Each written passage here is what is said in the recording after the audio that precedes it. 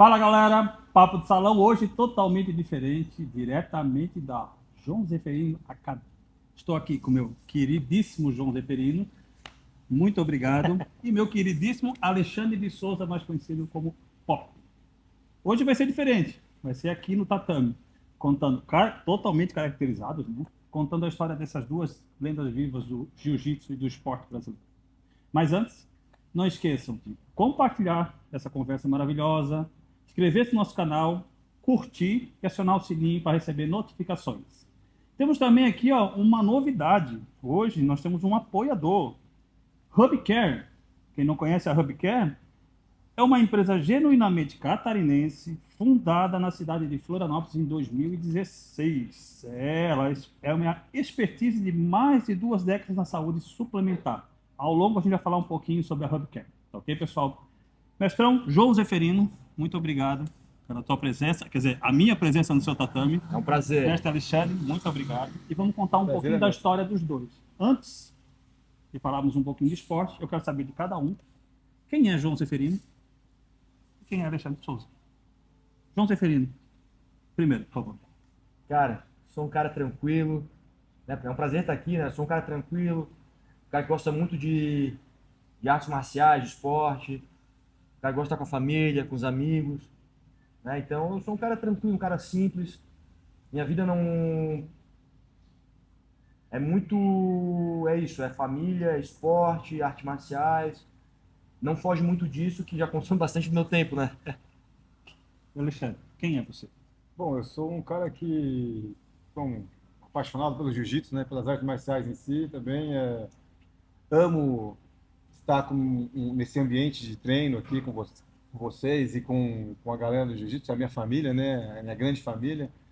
E também gosto muito da minha família, me considero uma pessoa do bem, animada, enfim, considero uma pessoa feliz por estar onde eu estou aqui. Acho que a arte não deixa ninguém diferente disso. Né? A arte suave leva todo mundo para esse caminho. Né? Sim. João de Brazilian Samurai Zeferino, né? Lutador de jiu-jitsu e MMA. João, quanto tempo de jiu-jitsu? Cara, eu iniciei em 2002. 2002. Então, 22 anos, vai para 23, né? Uhum. 23. Sempre aqui em Florianópolis. Sempre. Aliás, ela é manezinho. Até faixa preta sim, né? Mas morei desde 2008, ali 2009, não, desculpa, desde 2005. Eu vou para os Estados Unidos treinar regularmente. Já morei muito tempo nos Estados Unidos dando aula também, né? Morei tipo um período de 5 anos direto lá, mas desde 2005 eu vou para os Estados Unidos dar aula, treinar, né? Buscando. Mas o que te levou para o jiu-jitsu? O que te chamou a atenção para o jiu-jitsu? Na verdade, eu comecei na época do colégio com alguns amigos, né? Então, no começo eu não gostava tanto. Eu fui meio com a galera, assim. Eu era um saco de pancada no começo. Então, comecei ali com 7 amigos, eu era o pior de todos. Tocava em mim, só não tinha nem equilíbrio. Caía, era fraco, mas o jiu-jitsu me fortaleceu. Então, o jiu-jitsu foi uma coisa muito positiva na minha vida. Mesmo que se eu não tivesse virado lutador profissional, foi uma coisa muito positiva porque me fortaleceu. Fortaleceu o meu corpo, fortaleceu minha mente, meu espírito. E além disso, cara, foi até engraçado, porque quando eu comecei com todos esses amigos, todos pararam na faixa azul. Eu era o pior de todos, eu fui o único que continuou, eu persisti. A famosa faixa azul, né? Outro segue, outro para. Mas todos pararam e eu continuei, cara, uma coisa muito interessante. Eu era o pior, eu era um saco de pancada, né? E continuei, então, né, o jiu-jitsu é a minha vida, né? É a vida. Bom, eu vou fazer um bate-bola agora, mas do mestre, o que te levou pro jiu-jitsu, né? Você chegou em Florianópolis em 2004, né? 2001. 2001. Em 2001. Você é de São Paulo, né? Já vim de faixa roxa aqui. Eu também comecei em 97, e eu comecei o jiu-jitsu por causa acho que do UFC, né? Vendo o Royce lutando ali, o que é aquela história, né? Como é que é aquele negócio, como é que ele fazia aqueles movimentos, triângulo, a raspagem, derrubava, né? Eu já fazia outras artes marciais, assim, eu já fazia capoeira, fiz full contact quando era bem novinho, né? Quando eu tinha 10 anos, eu fazia full contact, depois fui pra capoeira, depois eu acabei encontrando jiu-jitsu com meus 16 anos de idade, assim. Isso lá em Bauru? Em Bauru, no interior de São Paulo. Uhum. São Paulo. Aí eu me apaixonei, aí jiu-jitsu foi uma coisa que eu já consegui, assim, eu lembro que na primeira aula, só de ver, eu já encaixei em um armlock, eu já tinha uma facilidade ali um pouquinho na coisa. E eu já entrei na patota, assim, da galera, assim, E o senhor é faixa preta do Crawling Grace. do crawl inglês. Crawling Grace. Peguei a faixa a preta em 2004, em janeiro de 2004. 7 anos para chegar numa faixa preta. 97, foi 7 anos, né? Essa é uma boa pergunta. Quanto tempo, claro que deve, provavelmente é independente de cada um, mas quanto tempo leva assim a média para ser um faixa preta, do branca a preta? O pessoal fala, né? O pessoal fala que em média 10 anos, né? Uhum. Mas tem alguns que se graduam mais rápido, outros demoram mais.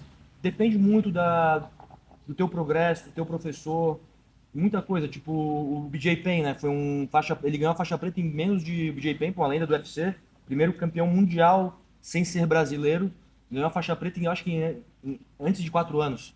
Então, uma coisa absurda, né? Mas esse é 1 em 1 milhão, mestre? Ou... É uma coisa fora da curva, assim. O mestre é faixa preta de quem? Esse cara aí. É por isso que eu trouxe esses dois, porque eles têm uma história juntos. Eu queria saber dessa história, mestre. Como é que se iniciou essa história? Na verdade, eu comecei a treinar com o Alexandre na faixa roxa. Na faixa roxa, né? Então, eu cheguei lá em busca de... Eu não conhecia muito bem o Alexandre, né? Assim, eu ouvia falar muito bem do Alexandre. Eu conheci o Alexandre competidor, né? Tava indo bem, ganhando tudo. O treino da academia eu sabia que era muito forte, eu tava em busca disso, né? Eu comecei a treinar com o Alexandre. Daí, cara, foi indo. Daí eu lembro que o Alexandre me graduou faixa marrom. E eu lembro que teve um verão, que foi um verão que é onde, pô, o pessoal verão, né, cara? A galera gostava de ir pra praia e tal. E eu continuei treinando com o Alexandre no verão, assim, eu lembro que quase ninguém treinando, mas ele treinando forte, me puxando. E daí nesse verão eu lembro que eu fiquei duro. Fiquei duro de jiu-jitsu, cara. Foi, pô, né? Eu fiquei duro de jiu-jitsu por causa dele. Por causa do Alexandre. É por causa do Alexandre. Como é que foi receber esse rapaz, esse foi jovem muito bom. rapaz aí? Né? Se eu não me engano, o Marvin te trouxe, não foi? O Marvin me trouxe. O Marvin veio treinar com a gente e acabou trazendo o Zeferino. Aí no começo, né, veio de roxo ali, eu tava num clima, ele tava num clima mais light, assim, de treino, assim, vou treinar assim, escolhi, eu falei, não, Zeferino, agora tu vem aqui pra cá, trouxe pro tatame verde ali, que tinha 2 tatames na época, né, falei, vem pro tatame verde aqui que agora o pau vai comer. Ah, é? Já puxou? E ele foi uma constante, o Zeferino foi um cara, todo mundo sabe, né, que conhece ele, sabe que ele é uma pessoa muito dedicada, Sim. uma das pessoas mais dedicadas que eu conheço, né, e a evolução dele foi assim uma constante que até hoje eu vejo ele numa crescente que não sei até onde vai, né? Vai até um limite assim de excelência, assim, sabe? Conta pra nós aqui. Fazia muita força com a faixa roxa? Não fazia muita força. Começou a Até- fazer mais força quando eu É? botei ele. Falei, não, para com isso, vamos fazer mais força mesmo. Ah, é? Não, a gente brinca. O homem sempre foi técnico. Ele sempre foi muito técnico, sempre buscou técnica, é claro, aliado à força, né? A gente faz força no ponto certo, eu costumo dizer. O errado no jiu-jitsu é você fazer aquela força aleatória, aquele gasto de energia excessivo, assim. Você fazer pontual no ponto certo, né? De forma técnica, de forma que você desenvolva para alguma coisa, é totalmente válido, né, João? Que eu vejo assim. E ele começou nisso, ele foi na crescente, sempre foi muito. Eu lembro que ele na roxa, na marrom, ele sempre pegava um faixinha azul, acabava o treino, todo mundo morto, ele pegava, vem cá, pegava um faixa azul, bom, ficava derrubando faixa azul, ficava dando armlock no faixa azul, no faixa branca, ele se aproveitava da galera, né? Eu faço até hoje. Até hoje faz isso, né?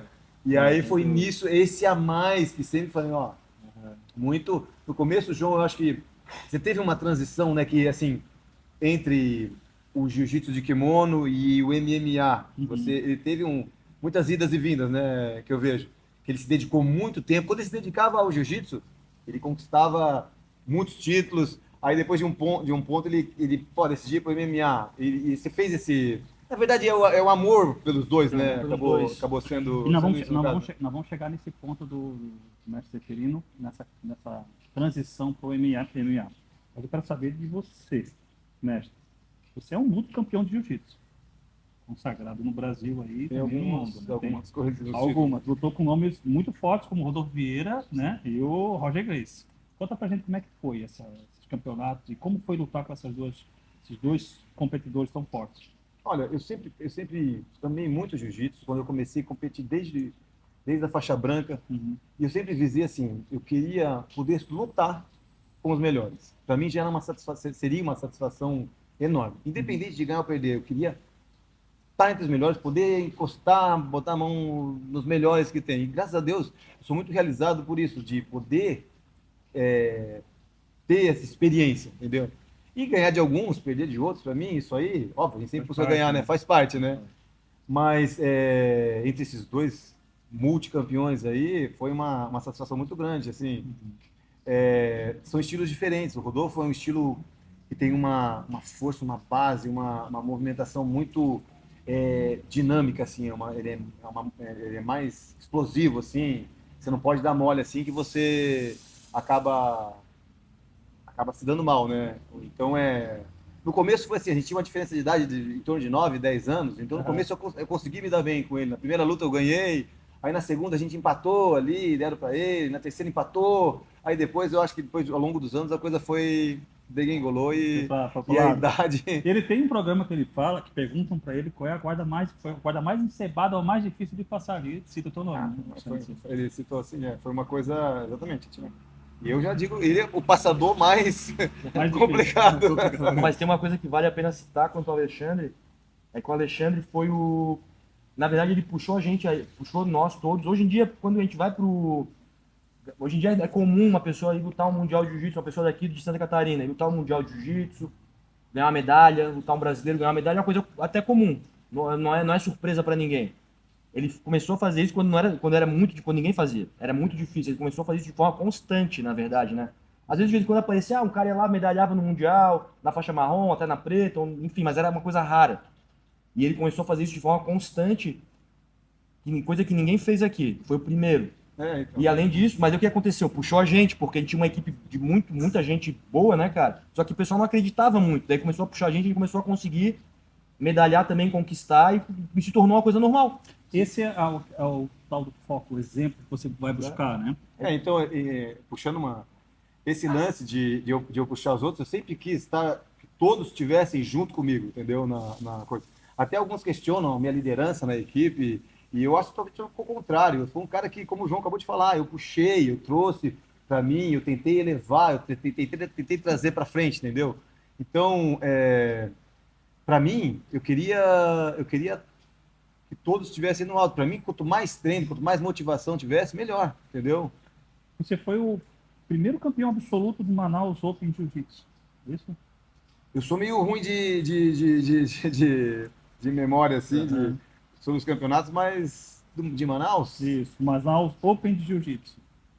Manaus Open de Jiu-Jitsu. Mas foi em Manaus? Foi em Manaus. Não foi. Não foi em Manaus? Não foi em Manaus. Então me passaram errado aqui. Passaram errado. Pesquisa errada aqui, ó. Mas aí tem campeonato brasileiro, tem europeu, tem sul-americano, né? Tem vários. Sim, tive vários grandes momentos, assim, né? Como brasileiro, né? Campeão absoluto brasileiro, mundial em si, né? De Abu Dhabi, profissional, né? Enfim, o campeonato europeu, pan-americano, que eu tive consegui pódio em algumas situações, assim, são muitas realizações ali. Quanto tempo de jiu-jitsu? De jiu-jitsu? Total aí, vamos lá, 97? 97, 28 anos? 28 anos. 28, Intensos, 28 anos muito intensos, Treinando. porque eu nunca parei de treinar. Assim, raro em algumas lesões, um mês e meio, assim, porque quebrei uma clavícula, em alguns momentos um joelho muito ruim, mas assim, são 28 anos bem Consegue intensos. precisar mais ou menos quanto tempo de campeonato desses 28 anos? Tempo de campeonato? Quantos campeonatos fez? Não a quantidade de campeonatos, mas em quantos anos foi fazendo campeonatos? Não, eu nos primeiros meses eu já entrei em campeonato. E todas as vezes que você entrava no campeonato, isso também é uma pergunta para o mestre Ferino. Qual é a sensação? Continua sendo a mesma? Ou ao longo dos anos vai modificando essa sensação? Ao longo dos anos você vai ganhando assim, você vai mudando a sua perspectiva, né? Você consegue vencer o nervosismo, você consegue bolar umas estratégias assim imediatas, assim, entendeu?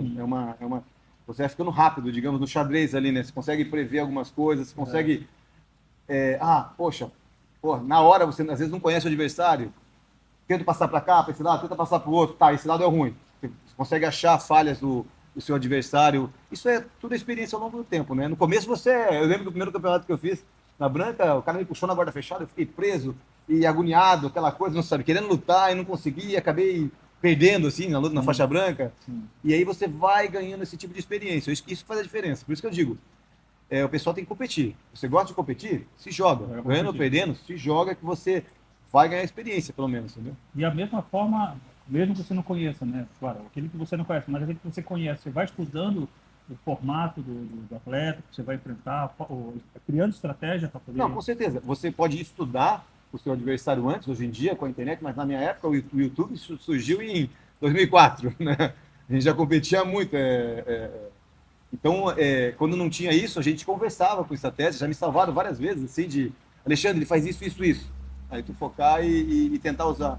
Ou até, às vezes, o biotipo, né, João? A gente vê o biotipo de uma pessoa, ele é mais curtinho, ele é mais pesadinho, ele é mais comprido, vai ser passador, vai passar. Olha uma luta anterior, poxa, ele passa mais para esse lado, ele dá o triângulo para tentar passar. Ou ele é bom de chave de pé, esconde os pés. A gente vai olhando, assim. Por isso que é bom na equipe. Você tá aqui, eu tô fazendo uma luta, às vezes o João tá assistindo a luta do meu adversário lá, entendeu? Aí o João chega, ó, ele lutou, ganhou assim, ele tem um gás danado, ele tem uma passagem pro lado de cá, boa, ele faz assim, ele pega Eu assado. tenho até uma história legal quanto a isso.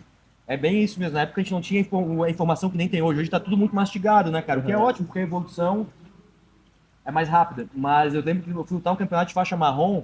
Cara, eu tava bem pra caramba. Mas daí eu fui lutar e eu lembro assim na época. Chegou o mãozinha, já era faixa preta. Cara, puta, lutei com esse cara. Eu fui lutar na final do Sul Brasileiro, eu lembro. Daí o mãozinha, putz, perdi pra ele 2 vezes. Daí chegou, eu lembro do Secone, eu acho. Pô, o Secone nem treinava com a gente. Ah, perdi pra ele também. Puta, lutei com ele, perdi pra ele. Eu, caramba, os caras tudo monstro. Perderam pro cara, como é que vai ser essa luta, né? Mas eu fui lá e ganhei. Mas eu lembro um cara lá, um aluno do Feijão, lá de Maringá. Mas, tipo, Mas isso aí ajuda, né, cara? Na época ajudou bastante, assim. Às vezes o cara dava um feedback positivo, isso aí não foi, né? No caso, mas... Não, com certeza. E o mestre, claro, mas tem uma experiência muito grande, agora depois eu vou falar um pouquinho sobre o MMA, tatame. Tanto com kimono, sem kimono, né? E com lutas. Como é que é a sensação hoje do João Zeferino em relação antigamente do João Zeferino quando começou? Ele amadureceu essa sensação ou ele continua sentindo aquela borboleta no estômago? Né? Cara, essa sensação sempre, de alguma forma, sempre vai existir, né? Não tem como tu tá indo se testar contra outro homem, cara, seja trocando soco ou jiu-jitsu, sempre algum friozinho na barriga vai dar, óbvio. Só que é uma coisa totalmente controlada, né, cara? Tipo, eu não me sinto nervoso pra lutar. Quando eu era faixa branca, tal, quando eu era iniciante, eu sentia, normal. E com o tempo tu vai aprendendo a controlar teus nervos e vai vendo. Mas uma coisa que ajuda muito também, cara, é que com o tempo, como é que eu posso dizer? Os teus resultados. Então, tu vai criando confiança também. Então, poxa, eu vou lutar com uma pessoa, mas eu sei que eu tô vindo bem, eu tô tendo sucesso na academia, em certas técnicas, no campeonato, eu sei que isso aí tu já te gera confiança também. Então, fica mais fácil de lidar com isso, né, cara? Então, isso ajuda. Mas, assim, um pouquinho sempre vai existir, mas é controlado. Nacional. Alexandre, você deve ter formado muito faixa preta, né? Bastante. Tem ideia? Não. Eu vou fazer, já fui em alguns podcasts me perguntaram, mas eu vou fazer uma lista, mas é muita gente, de forma indireta ou indireta, né? Foram bastante. Tem bastante. alguns, é claro, não vai selecionar, mas tem alguns desses faixa preta, não pode dizer aqui. É, Mas é ele. que tem toda essa... Porra, é esse cara. Não, eu vou dizer o João Zeferino. O João Zeferino foi um cara que além de somar imensamente para a nossa equipe, é um cara que atingiu resultados excelentes. Assim. É difícil citar nomes assim, que são Sim, tantos, cara. sim. Eu não gosto de falar de um, de outro, mas tanta gente que passou. E também, no caso, eu acho que nem só, às vezes, na competição, né, João? Às vezes você dá um cara que soma tanto na equipe, né? Ele pode somar de várias formas, né? Não só trazendo título, mas ajudando, motivando, né? Puxando. Ah, tô ali, todo o evento tá junto. O Japa aqui, ó, tá junto de mim, veio junto, me acompanhou, entendeu? O Então resultado competitivo é uma coisa do É um jiu-jitsu, conjunto, né? Não, o jiu-jitsu não é só ser bom de jiu-jitsu, né? Sim. Mas é o caráter. Pô, se o cara pode ser. Vamos dar um exemplo assim, o Herbert Santos. Cara, né? Sim. O cara é um campeão de jiu-jitsu, mas não é campeão na vida, né? Entende? Mas assim. Por exemplo, se eu vejo. Se a pessoa tem caráter duvidoso, ela tá treinando na minha academia, primeiro de tudo ela não vai durar. Mas assim, cara, eu não vou graduar. Entendeu? Não tem como. Não bate assim. Eu acho que são duas coisas que andam lado a lado: caráter e a habilidade técnica, que realmente não é o mais importante. Óbvio que a gente quer criar. Se o cara conseguir fazer um campeão mundial de jiu-jitsu, que legal. É muito bom. Mas além disso, a pessoa ter campeão na vida. Um todo, né? E o jiu-jitsu ele molda o caráter da pessoa muito, né? A gente ajuda muito, às vezes a pessoa já vem de outros momentos, outras situações, está em momentos ruins, a gente tenta, né, incluir ela nas situações, a gente até educar ela na base da pressão também, né? Existe todo tipo de coisa. Essa coisa é uma coisa que fica nas entrelinhas do jiu-jitsu, mas funciona bastante também. Vamos continuar esse assunto aí, mas antes eu queria voltar lá na sensação. Eu falei da sensação de você, aqui eu conheço. Qual é a sensação sua de estar fora do tatame com seu aluno lutando? Você ali dirigindo. Olha, acho que muitas vezes tento manter a sanidade, mas fico mais nervoso do que eu lutando, né? Muito mais nervoso do que... Aqui eu sei que o mestre, ele fica bem nervoso. Melhorou? Como, né? Melhorou um pouco, mas não é fácil, né, cara? O ideal é manter a frieza, mas não é tão fácil assim, né? É muito mais fácil manter a frieza lutando do que a frieza no corner, né? No corner. Essa questão agora da educação, os dois trabalham com crianças, certo?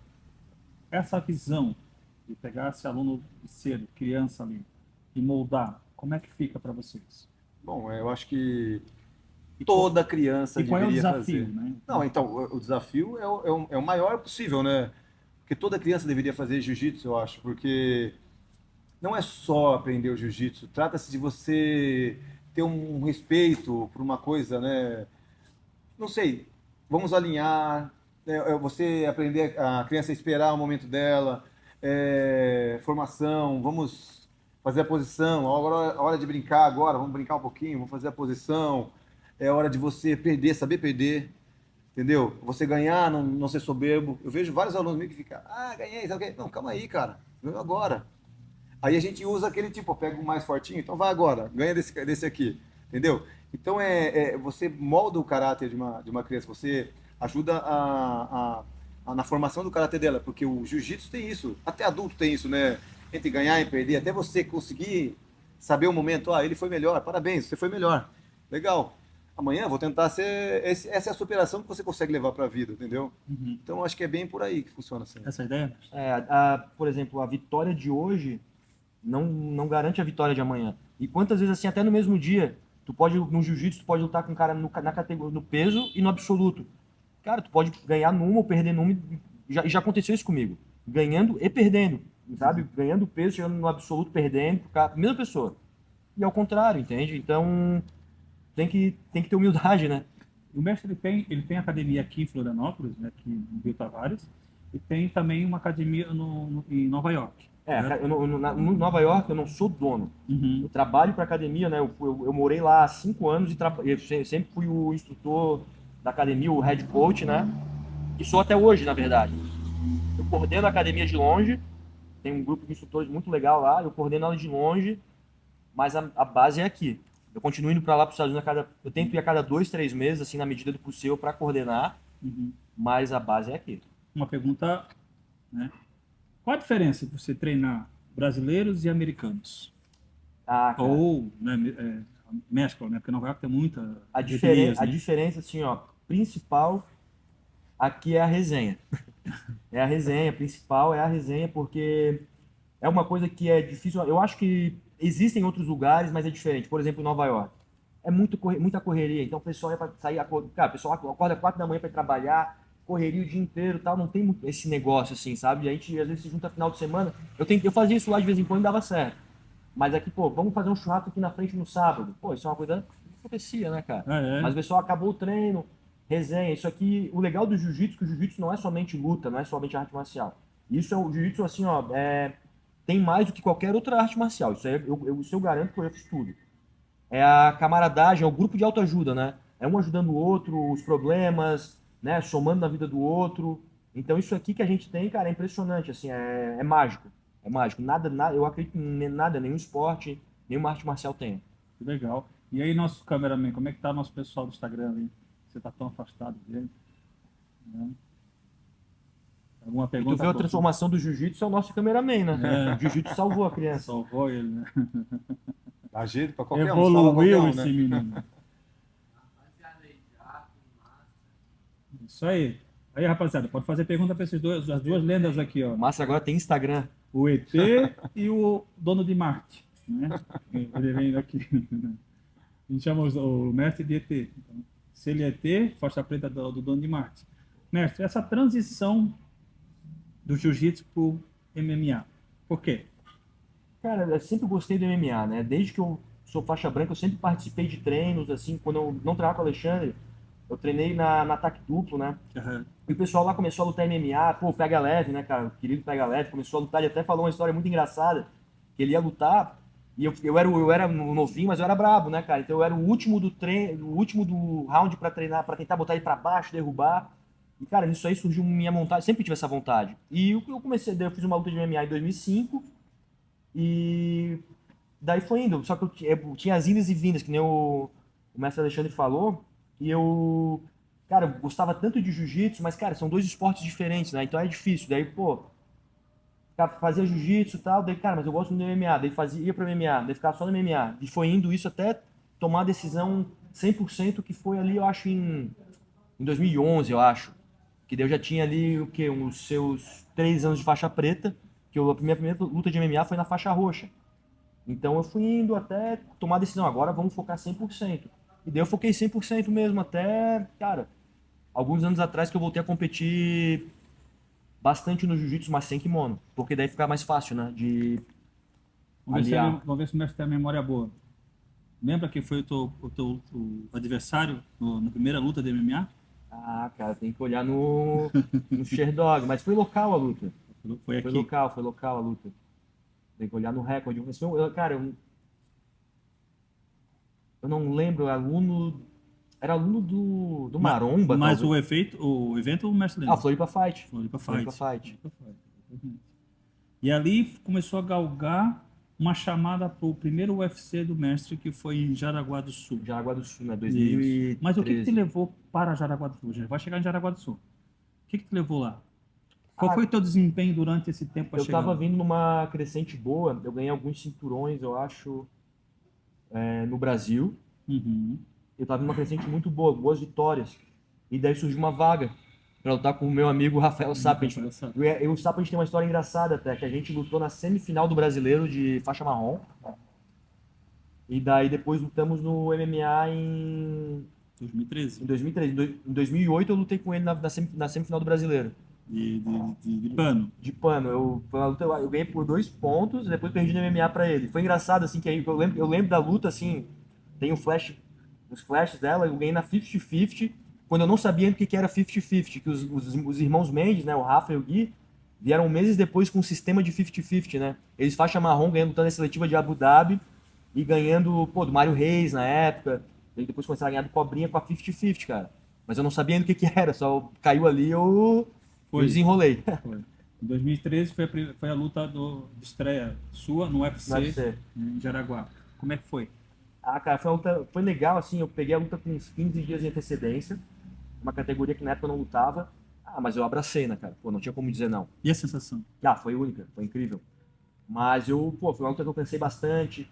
Eu não estava preparado para o UFC naquela época. Mas foi um momento, né? Não estava preparado para estar onde eu queria. Uhum. Onde eu achava que eu tinha capacidade de chegar. Não estava preparado, mas fez um lutão com um cara que já vinha de várias lutas, né, de MMA, que é o Sapo. Fez um lutão, surpreendeu o pessoal na época, o Rods Lima estava narrando, eu lembro. Vou falar uma coisa para vocês aqui, toda a luta dele eu assisti, então essa eu vou falar de carteirinha. No combate, todo mundo falando sobre o teu desempenho contra o Sapo. Mas ainda faltava, cara, ainda não estava naquele ponto de conseguir fazer o que eu precisava fazer e o que eu gostaria de fazer para ter uma performance boa, sabe? Tipo, uma performance de excelência, sair vitorioso, até não sair vitorioso, mas fazer uma luta melhor, sabe? Foi bom, mas poderia ter sido muito melhor. Não, foi um lutão. O que tu acha? Não, com certeza. É que tudo é experiência, né? Já estreou no card principal, né, João? Não tinha, acho que 15 dias, foi uma coisa que a gente foi tentar fazer um trabalho, mas a gente não podia já puxar tanto. E foi uma coisa engraçada que na época, cara, como foi o primeiro UFC aqui, o UFC tava tão em alta, hoje é diferente. Hoje em dia, tô no UFC, cara, é muito legal, óbvio, mas tipo, é uma coisa até mais normal. Antes, na época, cara, eu lembro assim, imprensa, um negócio muito louco, cara, assim, em cima nos treinos. Até pra focar era difícil, assim, sabe? Em 15 dias, assim, uma loucura, cara. Primeiro UFC no estado. Então foi muito louco, cara. E pós essa luta, porque a gente sempre fala da pré-luta, né? Ganhando ou perdendo. Se ganhando tem uma ênfase maior, perdendo você acaba dando uma baixada. Como é que foi o pós essa luta com o Sapo? O que veio na tua mente de, pô, podia ter feito isso ou não?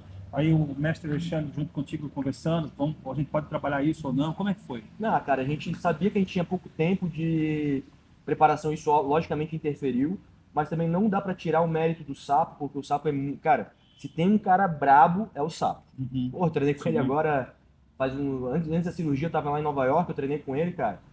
Ele não tá mais lutando, Sapo, profissionalmente, no MMA, né? Mas pensa num cara brabo, cara, um cara que tem coração, um dos caras que tem mais coração que eu conheço. Uhum. Ele pode estar, a gente treinando, mas era uma guerra que ele quase, ele tava cansado, assim, mas ele não para, mantém intensidade. O cara é monstro, entendeu?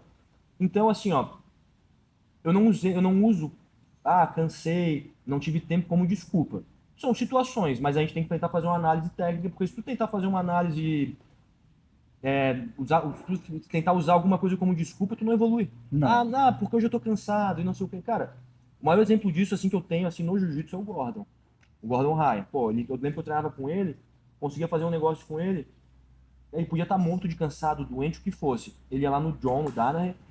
Por que eu fiz isso? O que aconteceu? O John ia lá e corrigia, tecnicamente, independente de estar cansado ou não, estar doente, triste, o que for, tu nunca mais fazia a posição dele. Entendeu? Então, tu pode usar como desculpa ou, cara, sabe, fazer uma análise mais racional, né, no caso. Uhum. Porque não tem nada pior do que uma pessoa usar. Eu já usei, logicamente, e evoluir dentro disso, mas não tem nada mais deprimente que uma pessoa usar desculpa para justificar uma derrota, entendeu? Não dá. Né? Tem, errei isso e aquilo e ponto. Show. Depois teve a segunda luta. Sim. Com o Eliseu Capoeira, né? Não, Elias Silvério. Elias Silvério, perdão. O Capoeira é outro. Como é que foi essa preparação com o João para chegar numa pessoa que é mais trocadora do que trabalha no chão? Na segunda luta, né, Isso. João?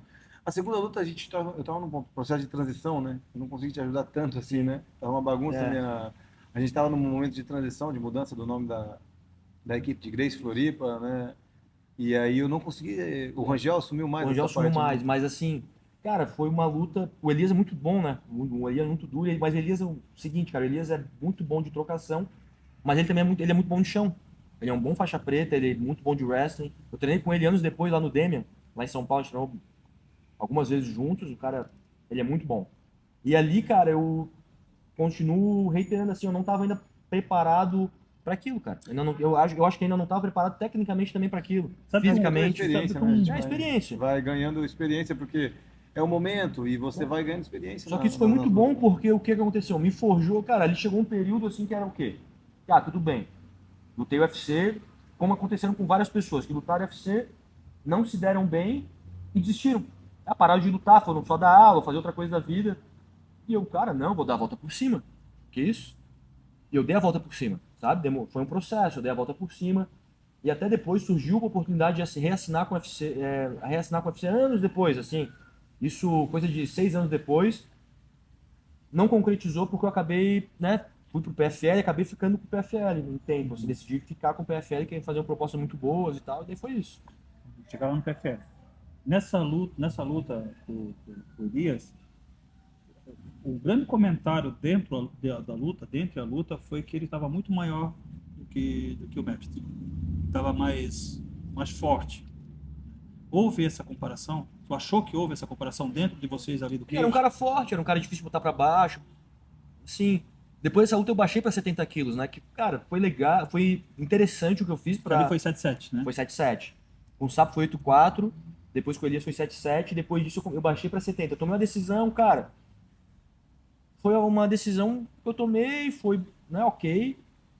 Né, só que era muito difícil lutar de 70 quilos, né, cara? Porque o que acontece? A gente não pode esquecer que o lutador é lutador no tatame, no octógono, no ringue, mas tem uma vida fora disso, né? E pra lutar de 70 quilos eu não tinha vida. Se eu comesse uma folha de alface a mais, meu Deus do céu, não... Era um processo muito árduo, mas foi bom, me forjou também. Mas era muito difícil. Era uma coisa muito maçante que não precisava ser feito, cara. A gente tem que lembrar que, obviamente, o fator físico é muito importante para o lutador, mas o mais importante é o fator técnico. O técnico. E o psicológico? E o psicológico, né? Mas o psicológico, na minha opinião, vem de sucesso, de treinar duro, de se dar bem no treino, se dar bem na luta. Há um trabalho psicológico de profissional para que ajude vocês esse camp para preparação luta? Tem muita gente que faz, cara, assim, ó, mas eu até, a gente tem uma palestra no final de semana muito legal de inteligência emocional aqui na academia. Eu sempre parti do ponto de tentar fazer as coisas mais enxutas possível. Uhum. Entende? Eu sei que às vezes tem lutador que tem um preparador físico que é muito bom, mas que não tem nada a ver com o teu treinador de jiu-jitsu, com o teu professor de não tem, aí tem professor de boxe, de muay thai, de wrestling, tem um massagista, tem uma equipe técnica muito grande, e o pessoal olhando assim, nossa, que interessante, só que tem um porém, isso acaba conflitando. Então tem que tomar muito cuidado com isso, eu tenho que enxugar ao máximo. Por exemplo, meu head coach de MMA hoje, que é o Diego Andriello, cara, ele é meu preparador físico. Então ele já enxuga o trabalho, entendeu? Então fica tudo mais simples, não tem assim uma... Por exemplo, às vezes tem um preparador físico, cara, que quer te puxar tanto no treino que tu acaba chegando muito cansado para do cara, pô, quer te puxar o máximo para tentar fazer o trabalho dele aparecer.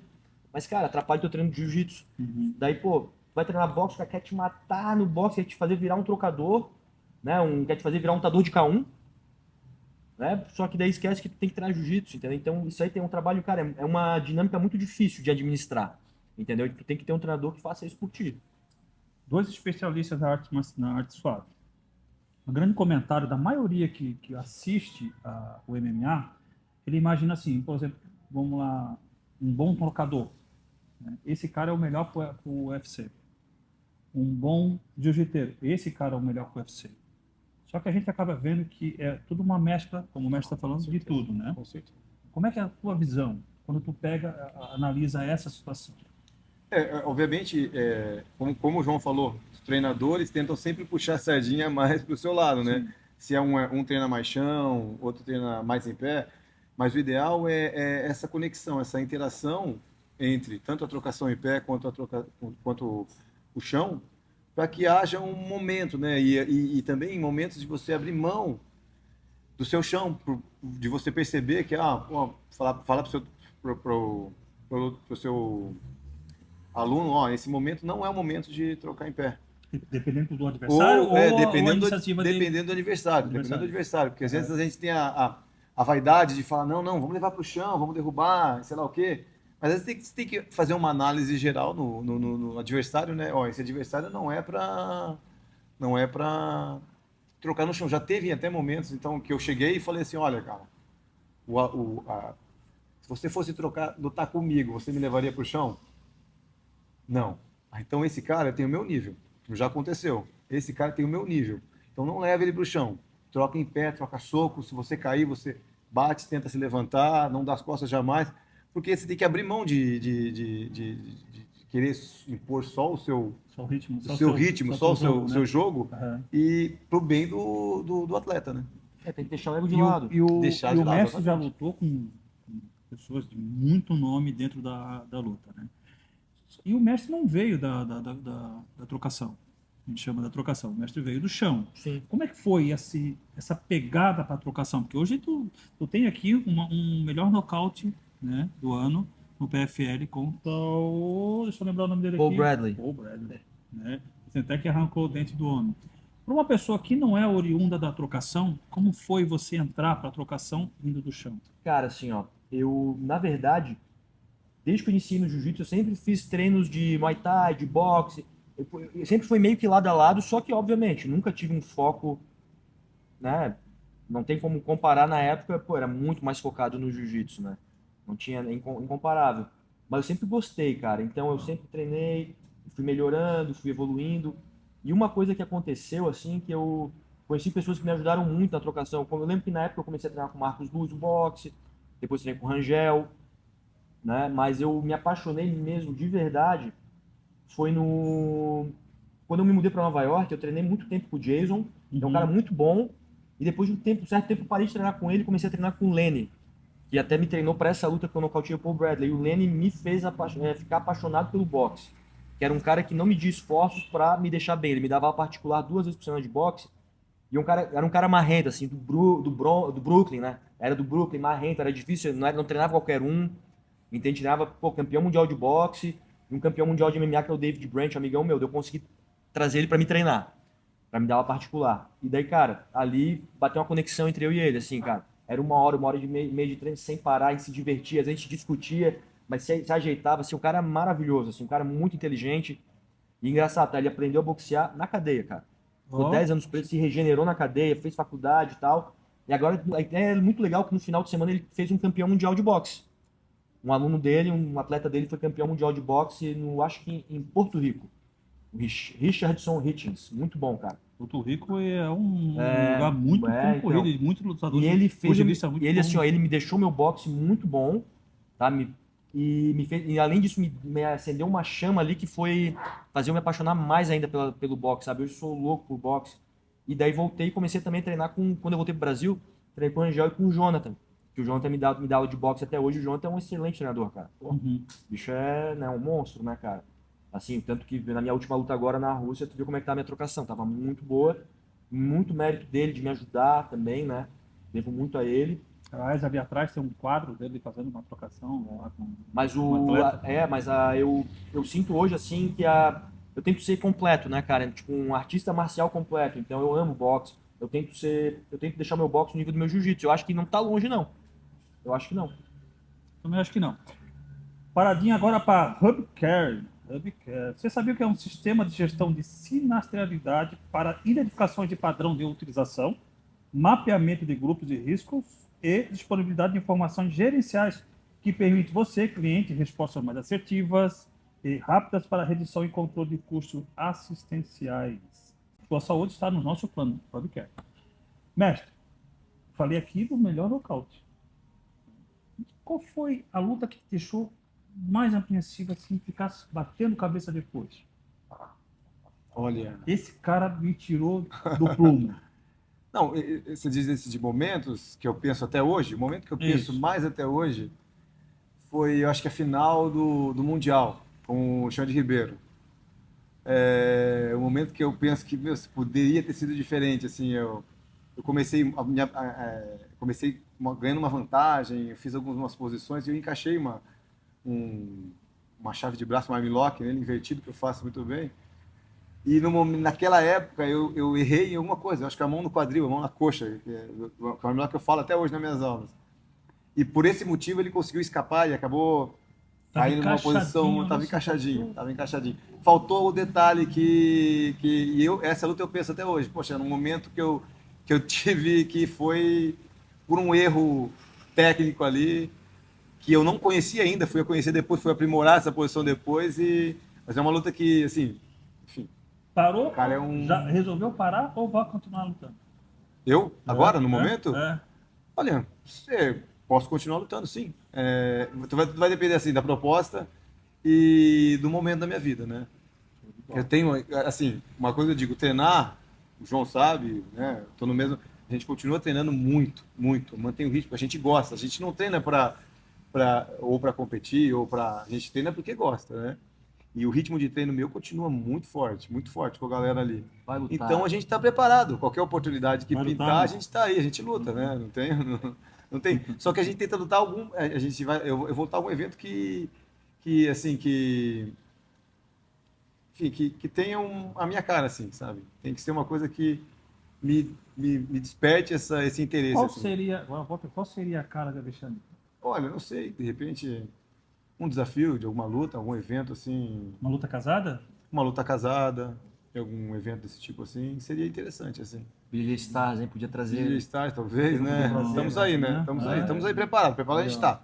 Hora que chamar, a gente está, Sabe né? que isso aqui sabe que o canal está rodando o Brasil e o mundo, Então, né? então vamos lá. Então, ó, Estamos aí, DJ estamos Star aí. ó. Vamos chamar o mestre Alexandre. E o mestre? Qual foi a luta que te deixou mais apreensivo pós, durante? Cara, vou te dizer um Que negócio. ficou na tua assim, ó. cabeça ali martelando? Hoje em dia eu não tenho isso, cara. Não? Não tenho isso porque assim, ó, quando eu luto, ganhando ou perdendo, eu vou assistir depois, Aham. eu vou analisar. Só que, cara, depois disso, acabou. Acabou a luta, acabou. Acabou. Partir Não pra tem frente, porque né? se tu ficar remoendo, cara, Sim, é a pior não coisa que pode adianta. acontecer. Ah, no passado eu remoí, cara. Eu remoí até campeonato, sei lá, qualquer campeonato. Se eu perdi uma luta, eu ficava, né, maluco. Hoje em dia não, cara.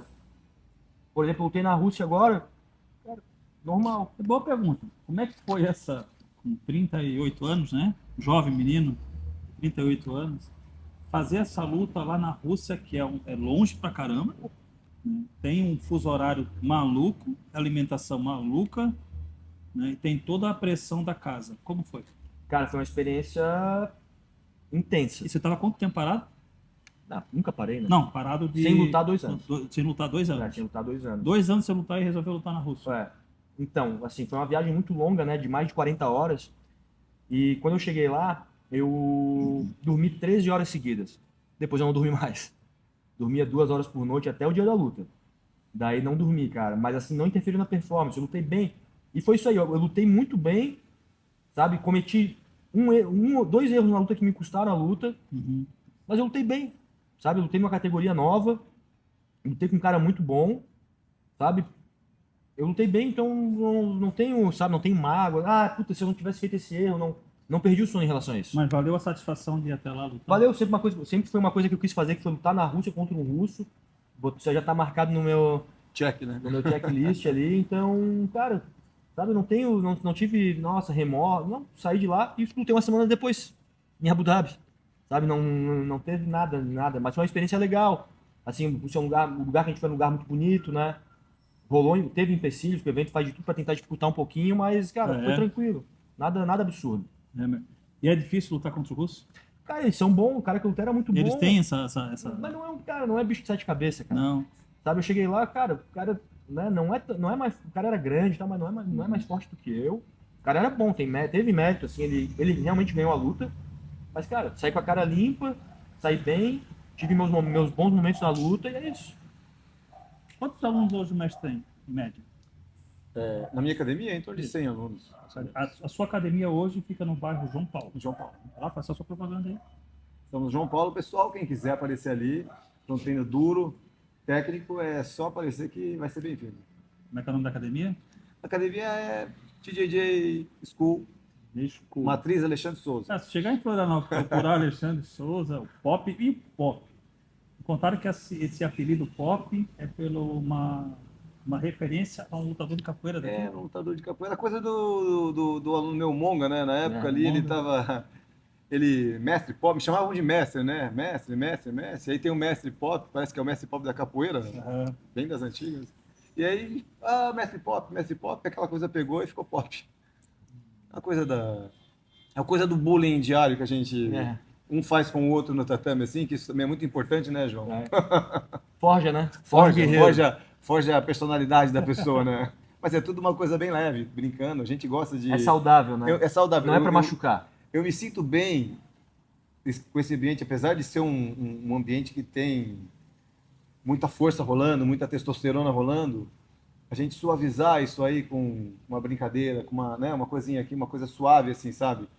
Pra gente poder manter um equilíbrio entre essa coisa séria que é o jiu-jitsu e ao mesmo tempo a coisa para você curtir, né, cara? Tem que ser, porque se você não curtir, você não consegue desenvolver, e se você for muito sério também tu não consegue curtir. Então a gente tem que ser, para mim o tatame sempre foi esse, como você falou da resenha, bater um papo, tirar uma onda, sacanear um, sacanear outro, essa coisa de família mesmo, né? Isso aqui que mantém a gente unido, esse contato, essa coisa que a gente tem aqui, tem que ser suave. Por isso que esse tipo de coisa até afasta os mal intencionados, as pessoas mais mau caráter, né, cara? Isso aqui é uma coisa que deixa a gente mais light, assim. 2 perguntas que vai sair para os dois. Vamos lá. Wax. Toda a equipe, todo lugar tem. Quem é o mais brincalhão dentro da tua equipe? Que mais puxa... Brincalhão? Nossa, tem vários, né, cara? Olha, mais puxa assim ao pé de alguém. Na equipe ali, tá entre o Mota e o Reginaldo, né? Olha, o Reginaldo, ele é das redes sociais, mais brincalhão das redes sociais, né? O Mota é o que chega pra... Quando não vem, aquela coisa da energia, assim, né? Ele já vem, assim, quando ele vem atacado, ele vem, já solta uma daqui, uma de lá, e aí Não perdoa ninguém. Não perdoa ninguém, né? Aí ele vem, é o mais figura, assim. E claro que todo lugar também tem. Uma pessoa, não precisa falar o nome, né? Mas se você já teve problema com aluno que teve que pedir para sair? Olha, eu já tive vontade de pedir vários para saírem, mas eu nunca precisei sair. Eu acho que a pessoa já percebe que não, E como é que que ela não o faz mestre, parte como é que daquele o mestre ambiente. lida com essa situação, né? Tem um olhar, Porque uma repreensão. a resenha é uma coisa bem gostosa, você vai lá, brinca e tal. Sim. É uma coisa fácil de você lidar. Fácil de lidar. Sim. Agora, com uma situação em que você tem que se sentir tenso, um aluno que não está se encaixando ali, como é que você faz? Olha, geralmente eu acabo reprimindo o aluno para várias situações, né? Tento reprimir. Aquela coisa, você tenta arrumar o máximo, né? Tentar fazer ele se encaixar, porque às vezes ele está ali, ele tem uma vivência diferente, uma cultura diferente, né? Mas na maioria das vezes, assim, eu consigo trazer ele pra gente, consigo deixar uma pessoa mais assim, do bem, assim, né? Que nem a gente é. Mas existe casos que a pessoa não se encaixa mesmo, daí ela mesma já vai percebendo, com repreensão atrás de repreensão, com até no momento do treino, se você, sei lá, ver uma pessoa machucando uma pessoa, um faixa branca, apagando de propósito, você vai lá e fala, não, então tá, então vem comigo, então vamos resolver isso aqui comigo. Daí você dá um espreme nele, mas tem que dar uma... Se isso não der certo, assim, aí realmente ele vai acabar saindo fora. A gente faz sair. Se é um Então, cara, devagarzinho vai fazendo ele pessoa sair. que não tem a ver com a gente, não é do bem, a gente vai dar um jeito de tirar, porque, né? É uma limpeza, porque aquela história de uma maçã podre acaba poluindo o ambiente, entendeu? Então, já aconteceu muito na academia. Hoje, a gente já está mais, eu acho que precavido, né, João? Pela nossa experiência, a gente acaba, já vem pelo astral, ou seja, já vem e já dá aquelas cortadas mais suaves, mais diretas, assim, sabe? Para não deixar o clima, porque, cara, o clima, como eu disse, o jiu-jitsu é um esporte de muito ego, que define, eu ganhei, eu perdi. Então, esse ego é uma coisa que muitas vezes faz mal, entendeu? Ao mesmo tempo, você tem que ter a vontade de ganhar todas as lutas, mas você não pode limitar o seu jogo a só ganhar, entendeu? Você vai precisar, como faixa marrom, você vai precisar se arriscar em posições, situações que você não é bom para poder evoluir. Se você, eu faço guarda fechada, bom, vou ficar só na guarda fechada? Não, isso não vai para frente. Né? Eu não dou muita queda boa, então eu vou só puxar? Não. Então, para você conseguir trabalhar nas outras áreas, você vai acabar perdendo, entendeu? Então, quando você se livra dessa situação do ego de você poder perder, você consegue transcender essa parte e evoluir mais, entendeu? Treinar em várias situações que você não é bom, que você não treina bem. Aí você começa a praticar e começa a ficar bom, entendeu? Tem gente que só passa a guarda, tem a guarda ruim. E nunca puxa. Como assim? Tem que puxar, vai passar uma vez, vai ficar mais difícil de Não passar quer na sofrer um pouco, próxima. não quer sofrer. Não quer sofrer. Tá alejando jiu-jitsu. Eu Exatamente. tenho até uma história interessante sobre isso, que assim, ó, eu na época, quando estava competindo direto de kimono, na faixa preta, eu tinha uma meia guarda muito boa, eu tinha uma posição que eu raspava, cara, praticamente todas as pessoas que eu lutava, eu conseguia fazer essa posição. Só que daí um belo dia eu fui lutar com o Bernardo Faria. Cara, ele me matou e foi pro outro lado. E o Alexandre pra me passar a guarda pro um lado também que era... Cara, ele me ferrou na luta ali. Deu, cara, pô, eu errei, né, cara? Então, eu tô muito... O que acontecia? Eu tava fazendo só aquilo. Eu tava só aquilo, daí me ferrei no... Perdi a luta porque realmente ele foi pra um lado que eu não fazia tão bem a guarda.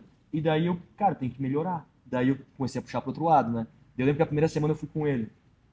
E eu lembro, cara, que ele me passou e me pegou 2 vezes no treino. E na época eu tava bem, assim, tipo, já não era uma coisa fácil de passar minha guarda e me finalizar.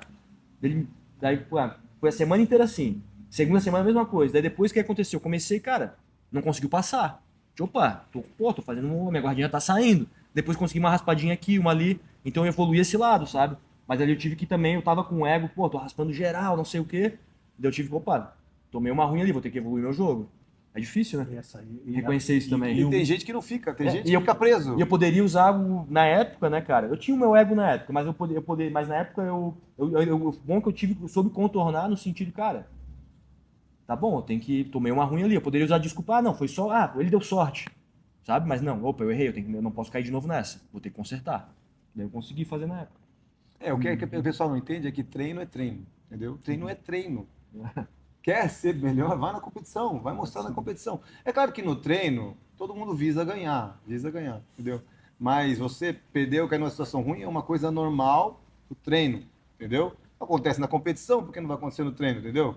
Quer se mostrar, se se provar mesmo é no campeonato, né? E esse negócio é tão interessante que é por isso o Alexandre, né, sempre enfatizou tanto isso, e eu enfatizo muito aqui na academia. A gente trabalha de forma diferente, mas a gente faz bastante que é o treino específico, entendeu? Onde o ego fica todo de lado. Por quê?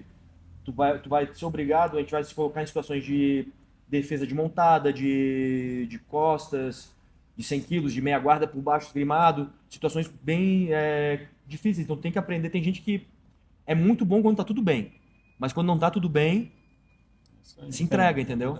Por isso que em alguns momentos a lesão, eu vejo as pessoas se lesionando, um pé, ou um joelho, um ombro, ele acaba, não consigo fazer mais a posição que eu faço, e às vezes a lesão, tem amigo meu que se machuca, eu falo, cara, às vezes a lesão é uma coisa pro bem, que te leva ao que? De forma, assim, mais abrupta, a fazer um outro jogo, Pra o que não- te faz evoluir, né? Que Não te cair faz naquela lesão ali, né? pra você não ficar. Exatamente, eu vou proteger essa perna, vou ter que fazer guarda para esse lado, ou vou ter que fazer meia guarda porque eu tô com a coluna ruim. E nisso a pessoa acaba. Então, às vezes, a lesão é uma coisa que vem pro bem, para te evoluir, entendeu? Até o Roberto Gordo, na época, né? Dizem que a meia guarda foi de. O pessoal não usava muito meia guarda. Na época o jiu-jitsu era muito guarda fechada, guarda aberta, guarda aranha. E ele machucou o joelho e começou a desenvolver meia guarda. Foi daí que meio que surgiu o desenvolvimento da meia guarda, foi com o Roberto Gordo, né? Que não seria, né, se não fosse esse joelho Porque- machucado, né? Então, de exatamente. jiu-jitsu. O que seria o jiu-jitsu hoje, né? E o mestre tem sempre um que é o brincalhão e tem aquele que o mestre já teve que Então, aqui na academia é jovem, né? A gente vai fazer 2 anos em março. Brincalhão, o Reginaldo é aluno do Alexandre, mas o Reginaldo é frequentador daqui também, né? Quando ele não vem muito, eu fico meio brabo com ele. Daí, mas o Então ele já repreende e já brinca e já repreende, eu né? faço bullying com ele. Mas o Reginaldo, ele, cara, é muito brincalhão. O Juliano também, né? O Juliano é mala, fica brincando, brincando, brincando. Ele tem a brincadeira com massa, com Maranhão. Mas a gente tá uma turma muito legal, né, cara? Graças a Deus, assim, nosso ambiente é muito saudável. Pessoas assim, pô, né? O grupo de autoajuda, o pessoal que gosta de estar aqui, pessoal muito unido, né, cara? Então, eu fico, pô, eu sou muito, muito grato aos meus alunos, assim, eu acho que eles fortalecem de várias formas a academia, né? Não somente com treino, mas, poxa, às vezes a gente precisa de uma ajuda com um negócio, com uma coisa, com outro. O pessoal tá sempre unido, sempre fortalecendo, não só com a academia, mas entre si, né? E aconteceu um caso até aqui na academia de um cara que já veio, um cara que veio de fora, tal. E, cara, arrumou problema com meus alunos, meus adolescentes, né, cara? Com outro, foram com uns 3, assim, daí chegou num ponto, cara, não dá mais, cara. Foi uma coisa, tipo, uma semana, cara, não dá, não tem como treinar aqui. Pô, se arrumar problema com os menininhos que são, tipo, bonzinho pra caramba, não tem como. E eu tenho muito cuidado com meus alunos jovens também, né? Tenho cuidado com todo mundo, mas com eles também, porque são pessoas que estão iniciando na vida, né, cara? Então, pô, estão começando, muita coisa que eles estão aprendendo na vida, estão aprendendo no tatame, né? Começaram com, cara, 15, 16 anos, 17 anos. Então, eu tenho muito cuidado para eles irem para um caminho certo, né? Um caminho da paz, né? Fazendo escolhas corretas, com a mão de droga, de bebida. Então, eu tenho, pô, eu tento direcionar para o lado certo. Então, quando vem alguma coisa que eu já, não dá, cara. quando se perpetua ou quando se fixa uma pessoa esse espírito dentro de uma academia, isso vai muito do perfil de quem está dando aula ali. Ele segura. Com certeza. Eu acho que o aluno, ele é o espelho do professor, né? A gente já viu academias que são... Antigamente tinha mais, hoje está mais suave isso aí, que mais briguentas, mais de brigar, mais da paz, assim, mais tranquilas. Eu acho que o professor, ele, ainda mais para adolescentes, né? Ele é uma referência em todos os sentidos, né? Então ele tem que ter uma postura elevada, né? Para poder dar um exemplo bom, né? Não segurar aquele ali. Sim. Vou voltar um pouquinho para o MMA. Tem dois eventos que eu queria falar sobre. Dois eventos. Dois eventos. O WSOF, que o mestre lutou, e o PFL. Esses dois eventos aí, como é que foi? Na verdade, são 2 eventos, são o mesmo evento, né? Um Segurou. veio do outro. Na verdade, cara, eu tava na luta para voltar ao UFC e eu acabei mudando para os Estados Unidos para dar aula na filial do Renzo, a que eu até comando até hoje. E, cara, surgiu esse evento, o WSOF, 3 lutas na mesma noite, que eu lutei, né? Última vez que eu bati 70 quilos na minha vida. E daí, cara, fiz 3 lutas na noite, foi uma noite muito, pô, muito interessante, muito louca, na verdade, mas muito interessante, cara. Lutar 3 lutas na noite é difícil, porque tu ganha a luta, não dá pra comemorar, tem mais uma, né? Então tem outra, aí tu aquece luta, desaquece, tem que aquecer de novo, luta e vai indo. Cara, é uma coisa muito estranha. Mas foi, né, já tá no checklist ali também, posso dizer que eu fiz isso também. E daí continuei lutando com eles, aí lutei com... Depois disso me ofereceram pra lutar com o John Fitch pelo cinturão. Foi uma luta, cara, que eu ali... Teve ali o antes e o depois do John Fitch. Porque antes do John Fitch, cara, eu lembro que eu vim pro Brasil de férias, eu tava no aeroporto indo pra Aspen dar um seminário e recebi a proposta de lutar com o John Fitch, eu não queria. Não que eu não quisesse lutar com ele, mas era muito em cima da hora. Mas eles meio que fizeram o bullying negativo, né? Por causa do visto e tal. Pra gente assinar teu visto tem que aceitar e não sei o que. Eu fui. Eu treinei na medida do possível, mas não estava tão preparado. E, cara, o John Fitch era bom, mas assim, aquela luta também, de mesma forma, assim, eu ia perder ela de qualquer forma, porque tecnicamente ele estava acima ainda. Daí depois do John Fitch eu conheci um cara, que é o Mike Jaramillo, que é o primeiro faixa preta do John Danaher, um cara com muita experiência de MMA, né, cara, de sem kimono. E ele me ensinou muita coisa, assim, do que eu faço até hoje em relação à estratégia de MMA. Porque, cara, né, o jiu-jitsu e o MMA são esportes diferentes, né, cara? Então a gente tenta fazer do jeito que dá, mas tem gente que se especializa nisso 100%. Então ele teve experiência de trabalhar com o Jorge St-Pierre e tal, e ele me ajudou muito. Cara, daí meses depois cara, se eu lutasse com o John Fitch hoje, eu ganhava. Sabe, eu tinha certeza. Só que nunca aconteceu. E nunca vai acontecer também porque ele parou. Mas também não remoí. Foi uma coisa que eu não remoí também. E daí depois disso... Mas foi um lutão. Foi um lutão. Daí depois disso eu lutei contra o Jason High, que é um cara muito bom, cara.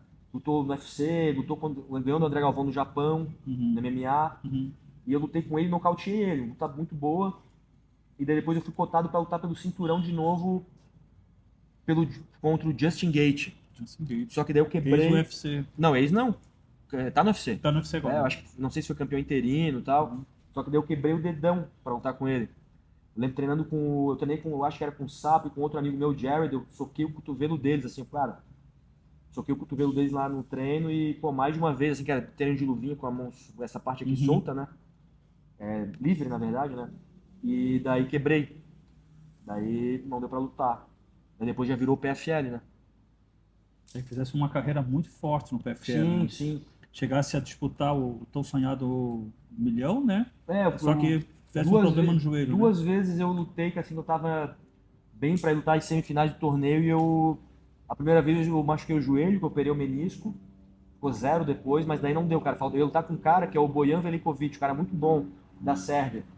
Eu tava vindo de 2 vitórias sobre o Paul Bradley e sobre o Yuri Villefort. E pô, luta assim que eu tive que me superar, assim que eu fiquei doente e tal. Foi muito legal, tem uma história até bem legal sobre isso. E daí depois eu ia lutar com o Bojan Velikovic e não deu, cara. Machuquei o joelho. Eu operei e voltei no ano seguinte e lutei com o Bojan Velikovic de novo. Daí ganhei dele. Foi bem legal isso aí também. Foi uma coisa que me marcou, assim, porque foi uma luta também que eu peguei em cima da hora contra o Bojan. Depois, com 4 semanas, fui lá e ganhei dele. Assim, tava bem treinado, assim, mesmo sem ter sido em cima da hora. Um cara muito bom. Daí depois fui pro segundo torneio quando eu lutei contra o Tibau, contra o Gleison Tibau, que ele é amigo meu aí, e contra o Jason Ponet. Daí depois eu fui lutar a semifinal de novo e quebrei o dedo. O cara sentou em cima do meu dedo no treino, assim, com o osso do quadril quebrou o dedo, partiu o dedo no meio. Faltando ali, tipo, 15 dias. Não tinha como, né? Daí fica difícil, né? E depois ele acabou saindo do PFL. Depois eu fiz mais uma luta no PFL e daí a gente cortou. Deixou alguns problemas ali, algumas pendências ali que a gente resolveu, mas acabei saindo do PFL.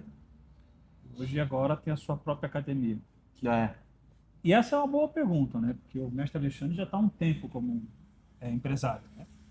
Agora, a sua visão, agora sendo empresário de uma academia. Então, assim, ó, antes tudo, eu vejo assim que um sonho assim que muitos faixas pretas têm, às vezes até o cara nem é professor, é de ter uma academia. E é muito legal, é um sonho muito legal, só que eu quando dava aula, somente dava aula, era uma coisa, cara. Eu chegava na academia, dava aula, saía e ia embora. Hoje em dia eu dou aula e eu tenho que fazer a gestão do negócio, o que é muito, e além disso lutar.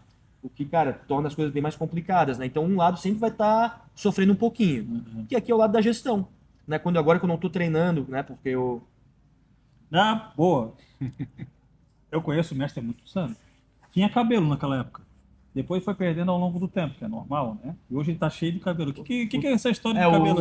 O telhado foi Foi refeito? Foi refeito, né? Por que esse telhado foi refeito aí? Cara, surgiu uma janela de tempo muito boa, né? Agora, depois que eu fiz 2 lutas, né, ali, fui pra Rússia, depois pra Abu Dhabi, lutei, surgiu uma janela de tempo muito boa e, cara, fui lá, botei meu cabelo com o Dr. Gustavo Sartorato, cara, que cara incrível. Doutor Gustavo Sartorato. Sartorato, ele atende lá na Tromposse, né? E ele tem cara, um método muito bom. Eu tenho até 3 alunos que botaram cabelo com ele, tá? O Leandro, o Everton e o Pedrão. Cara, os 3 botaram cabelo com ele, os 3 cabeludos, assim, o que vocês fizeram, né? Daí comecei a ver o trabalho do Dr. Gustavo, cara, e ele é muito, muito gente boa, cara. O cara, pô, de Deus, muito legal. E tem uma equipe muito boa também, cara. Então eu fui lá e botei, cara, e tá maravilhoso, né? Tá muito legal. Até a bolsa agora vai subir também, né? O cachê sobe pra lutar. Tem mais valor a agregar. Vamos começar a fazer uns trabalhos diferentes nesse cabelo agora. Eu tô pensando. Pintar, fazer algo. Eu vou deixar crescer pra ver pra onde que vai. Se vai pra cima ou pra baixo. Uma hora ele cai. Tudo cai. Tudo cai. O pior é que ele não tá brincando. Se ele falou, tá falado. tá Ele vai fazer, né? E eu sempre fiz bullying nele, a careca, agora já perdi. Agora não sei mais acabou o que essa fazer parte, agora, né? velho. Acabou o bullying. Agora o bullying é só com o Vou Juliano. ter que achar outro careca agora. Só o Juliano. Mas assim, voltando ao assunto da academia, Isso. cara. Então, a gestão... É mais difícil lutar ou ser empresário? Ah, cara, ser empresário. Porque quando tu é somente um lutador, tu tá focado em uma coisa só. Óbvio que tu tem que ter muito cuidado pra não deixar nada de fora influenciar. Mas eu sou bom nisso, né? Pô, a vida inteira fazendo isso, né?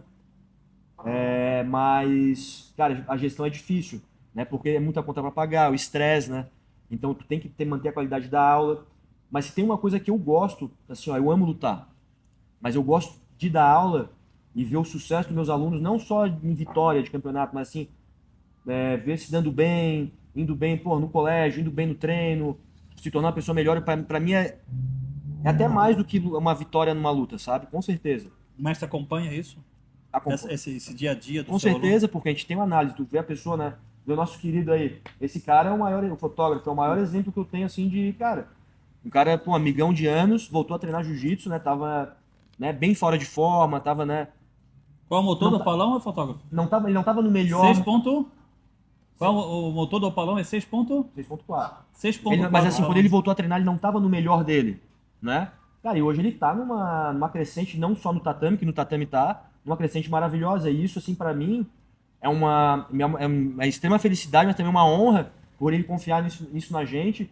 E, cara, eu não tenho como não ter esse orgulho extremo dele, não só por isso, mas também pela pessoa que ele é com todos ao nosso redor, né, cara? Sim. Um cara que soma de uma forma absurda com todos na academia, né? Um cara que só ajuda e fortalece. E ajudar é um dever nosso também, né? Como ser humano, é ajudar o próximo. Isso ele faz com excelência. E o mestre tem essa visão também da questão ser empresário ou já conseguiu assimilar essa situação? É verdade. Quando eu montei a minha academia mesmo, a gente tem essa preocupação, porque além de cuidar de cada um, porque a gente é um pouco psicólogo, né, João? Sim. Ele acabou de falar isso. A gente já no olhar, a gente tem uma família grande, a gente tem que ter essa noção de como ajudar cada um. As pessoas buscam a gente muito para isso. Então, além de toda a gestão, de pagar boleto, de você controlar a parte de divulgação, de atrair, de manter aluno, de atrair aluno e competir também, né? O pessoal da competição, o pessoal mais do entretenimento, do lazer, aquela coisa tudo é complicado. Mas a gente vai conseguindo administrar isso direitinho. É uma grande gestão de pessoas, né, cara? Então Sim. tu tem que ter muito cuidado. Às vezes tu vê um aluno, tem que tomar cuidado para o aluno não se machucar, tu tem que conhecer o teu aluno. E quando tem bastante aluno não é fácil. Então às vezes, pô, tu tem que olhar no semblante dele para ver como é que ele tá. Às vezes o cara, pô, treinando, pô, tem que tomar cuidado, ó, pô, toma cuidado com o teu treino, não vai com esse, não vai com aquele, o cara tá machucado. Às vezes a pessoa sumiu, tu tem que, porra, por que esse cara sumiu? Não é só pela mensalidade, mas o que aconteceu com ele? Pô, será que ele tá bem de saúde? Porque muitas vezes o cara tá machucado, tá com algum problema que não sabe. Às vezes o cara pode estar depressivo.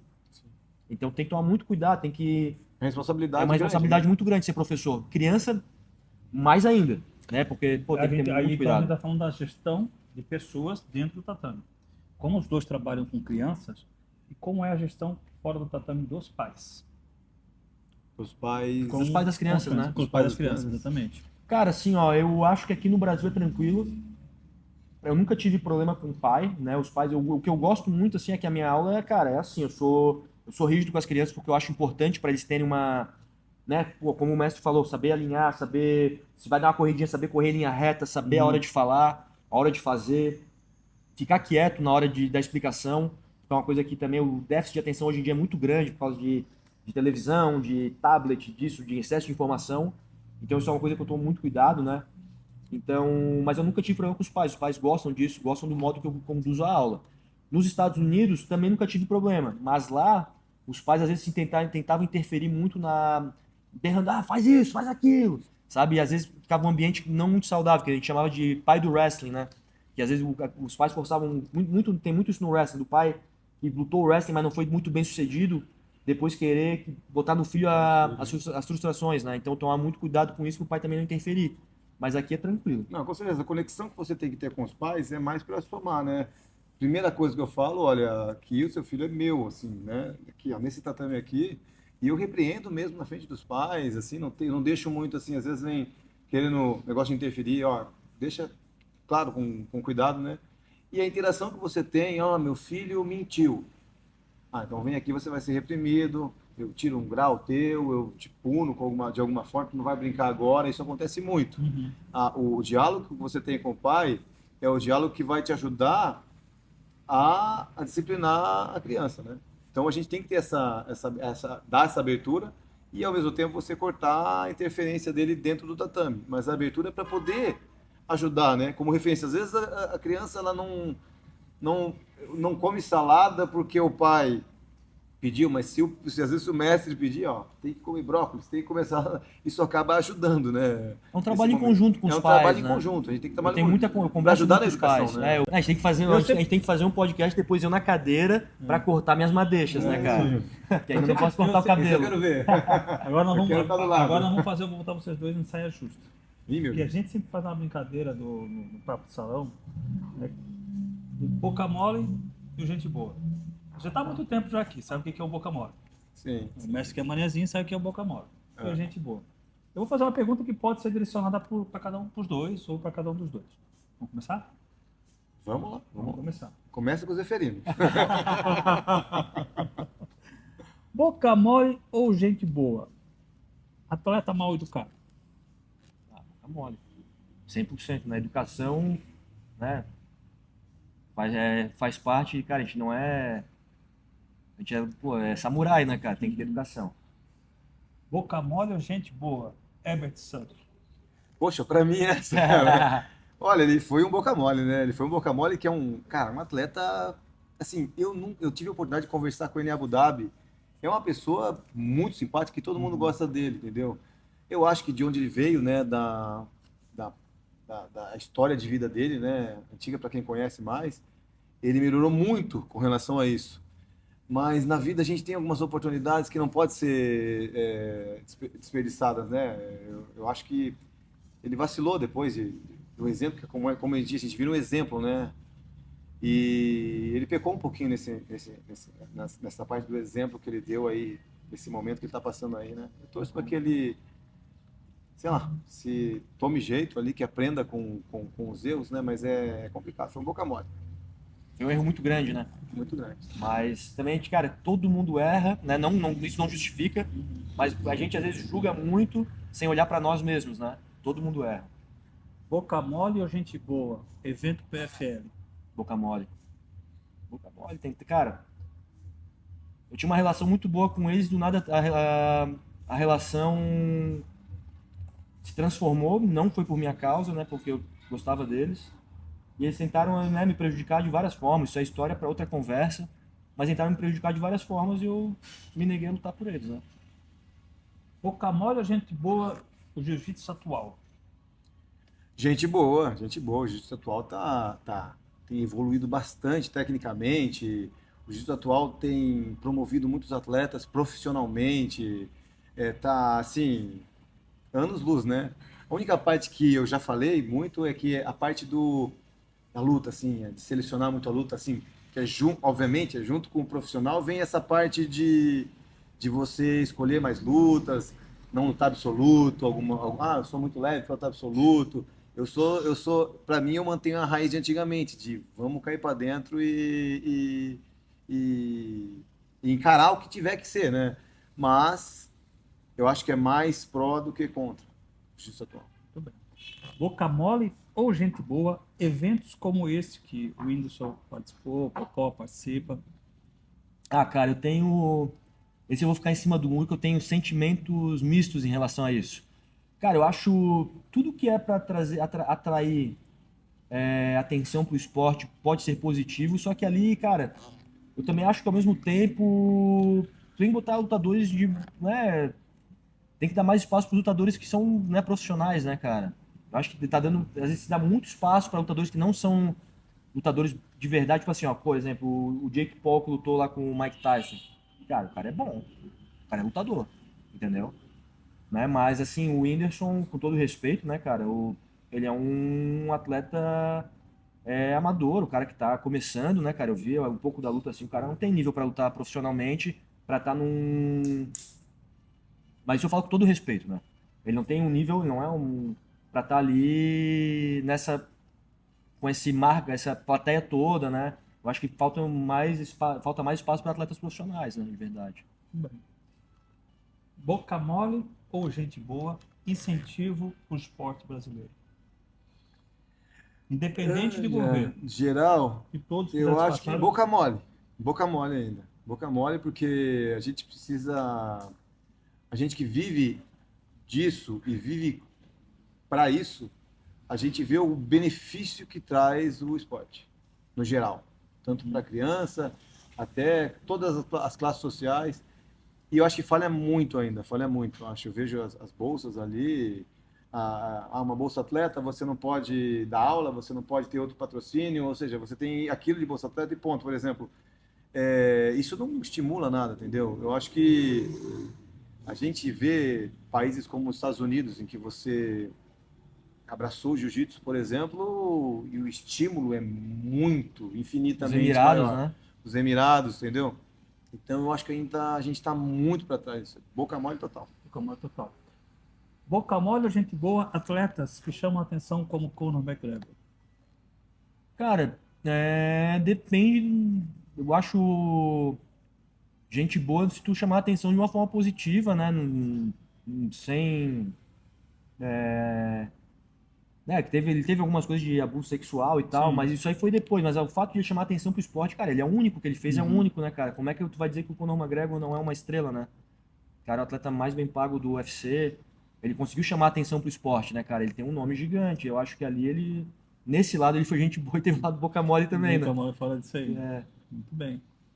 Boca mole ou gente boa, que você já é mais tempo, incentivo para empresários.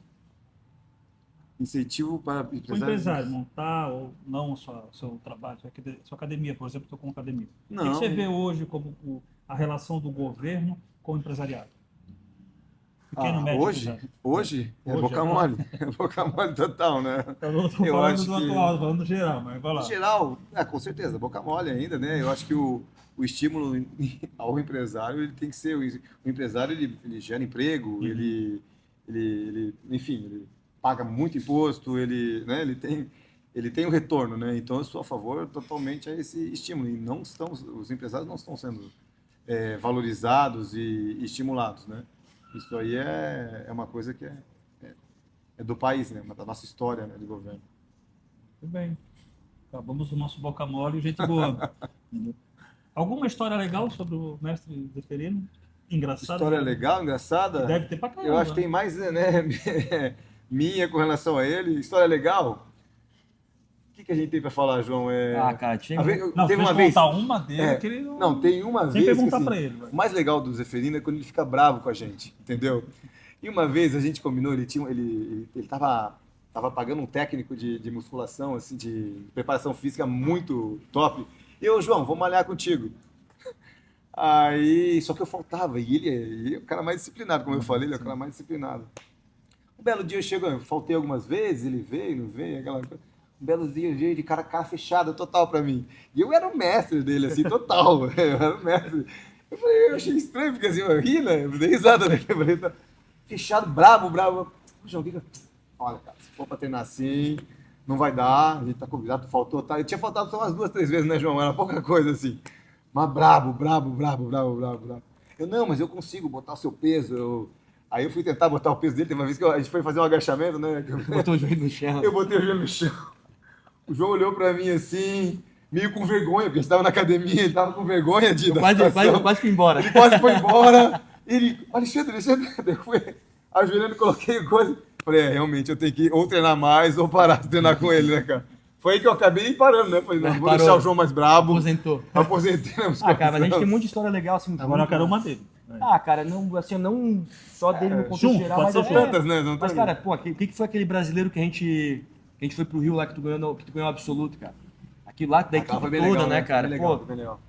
ele foi campeão absoluto, ganhou do Braga Neto na final do absoluto. Cara, aquilo lá foi, pô, um momento muito, muito legal pra nossa equipe, né, cara? Eu fui vice-campeão de marrom, eu, o Beira, O Beira também foi bem. o Filipão lá ficou em terceiro na marrom também, no peso, e ele foi campeão absoluto, cara.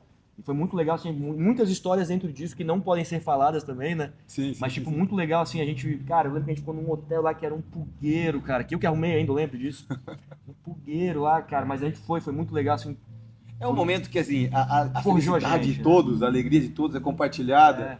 E você vê no olhar de cada um, porra, chegamos lá. Daí a gente foi conquistamos, né, cara? um não queria dividir quarto com o outro.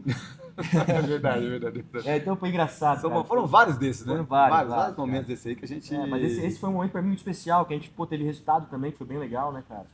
Hoje em dia mudou, né, cara? Hoje o esporte tá diferente também. Na época a gente não tinha a responsabilidade de vida que a gente tem hoje, as cobranças, família, né, filho. Então hoje as coisas, né, hoje tá tudo um pouquinho mais difícil. Então hoje pra ele sair de lá e vir até aqui, ou pra eu tá tudo mais difícil. Pra mulher liberar, né? Aquela É. coisa toda, tem que Então, ter uma conversa, né? Tem que ter uma Antigamente conversa. era mais... Mas assim, não é fácil, né? Daí tem que dar aula, tem que fazer isso, tem que fazer aquilo. É muita coisa, Chegou na academia dele faixa roxa. Sabe roxa. mais ou menos quanto tempo de amizade, assim? né? Isso aí eu cheguei na academia o quê, cara? Eu acho que em 2006, talvez. Então, vai dar 20 anos daqui a pouco, né? Boca mole ou gente boa, João Zeferino? Gente boníssima, gente boníssima.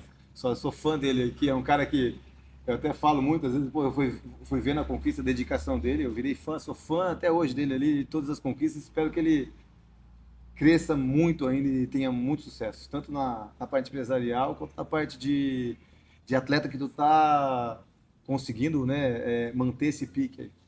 Tô conseguindo, não é fácil, né, cara? Não é fácil, não é mas eu tô fácil. conseguindo, Vai eu que- quero Botou tá- bastante cabelo, mas agora vai começar a criar cabelo branco, né? É, agora normal, começa a vir né? o estranho normal.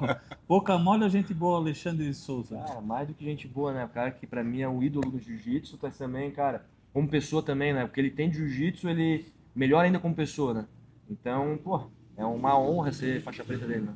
Isso aí isso eu já cansei de falar isso, né? Vamos pro futuro do Alexandre. Bom, a gente quer crescer cada vez mais como equipe, né? Eu estou fazendo um trabalho com as crianças agora, trabalho de base bem firme, do meu jeito, tá? Então eu pretendo, né, fazer atletas, a equipe crescer cada vez mais, a gente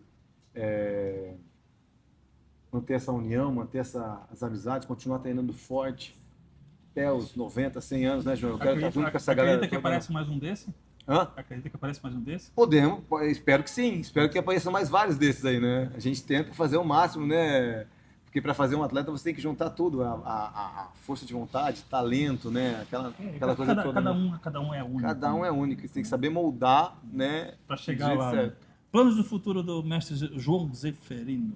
Cara, eu quero, né, continuar, tanto no curto quanto no médio e longo prazo, eu quero continuar fortalecendo a academia, meus alunos, né, a nossa equipe. Tá vindo uma crescente boa, quero manter isso, né? Então, um ambiente saudável, ensinando jiu-jitsu de qualidade. E na parte de luta, eu quero continuar lutando MMA por pelo menos mais um ano. Né? Eu tava, talvez a da Rússia tinha sido a última, mas aí surgiu uma proposta aí irrecusável que eu vou abraçar. Vem mais uma luta então aí? Vem. Primeira mão isso pra gente? Já pode mão. divulgar? Não, ainda não tem nada. O contrato já foi assinado hoje, mas não posso divulgar mais nada em relação a isso. Ainda não. Dura? Dura. Do jeito que a gente gosta, mas... Não é o João, né? Mas assim, tô muito focado no jiu-jitsu também, no jiu-jitsu sem kimono. É muito legal que o jiu-jitsu hoje em dia, né, tu consegue viver do jiu-jitsu também como lutador, né? Então tem muitos eventos que pagam boas bolsas. Eu tô lutando no ADXC, né? Eu sou atleta da ADXC, tenho um contrato de lutas com ele. Eu sou muito grato a eles, que é um evento, cara, incrível. O ADXC é incrível. mestre. Nossa, fiz 2 lutas agora nesse ano de 2024, 2 finalizações, e agora estou indo em busca, né, do cinturão em 2025. Né? Provavelmente vai ter uma luta bem grande pela frente, talvez no primeiro trimestre. Né? A gente vai tentar fazer acontecer, mas uma luta bem grande contra um grande nome, que vai ser uma honra, né, para a gente lutar, e eu vou estar mais do que preparado para vencer. Então, cara, os planos aí são grandes aí. E detalhe, visual diferente, né? Novo, né? Cabeludo, Novo visual. Cabeludo. Jovial, Vou jovial. ter que falar, Vai fazer até eu vou ter que falar para eles, não pode puxar cabelo. Vai fazer aquelas trancinhas de raiz, tudo. Eu acho que vai ser um mullet, cara. Um mullet. É isso aí. Pessoal, eu tenho a honra de ter aqui no Papo de Salão esse cara incrível aqui, que é o espelho desse cara incrível aqui, que é o meu espelho, João Zeferino e Alexandre de Souza. Agradecer imensamente a esse cara fantástico. Tá? Muito obrigado mesmo. A esse cara aqui que também é fantástico, eu sempre fui fã também. Muito bom. E está aqui no Papo de Salão com a gente. Infelizmente temos que encerrar, mas antes eu quero deixar aqui mais um recadinho da Hubcare, nosso querido apoiador, né, que está aí nos apoiando com um sistema operacional próprio, sistema para corretores próprio, plataforma de full e-commerce desenvolvida internamente. Então, vai lá, liga para a Hub, que o telefone é 998020032, 998020032 e 998190-101-29, perdão. Hubcare, sua saúde está em nossos planos. O Papo Salão vai ficando por aqui. Não esqueçam de compartilhar essa entrevista fantástica, inscrever-se no nosso canal, acionar o sininho e curtir a nossa página. Muito obrigado a todos pela presença aqui no Instagram e no nosso vídeo. Beijo no coração. Até a próxima.